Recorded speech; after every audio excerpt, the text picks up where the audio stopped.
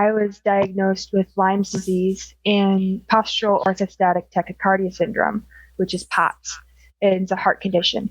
And so I wound up being unable to function, and I couldn't go to school. Going to school, walking through the halls, when the bells would ring, it would echo in my head, and I wound up with huge migraines, and I got dizzy, and I couldn't function. So in order to save my GPA, my parents pulled me out of public school, and I took a year off to recover and focus on my health. And the following fall, I went through an alternative program that our public school offers that allowed me to take courses and do my schooling at my own pace and as fast or as slow as I wanted, which really helped because I was still recovering.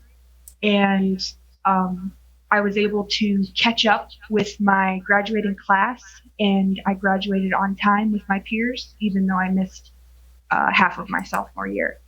Wow.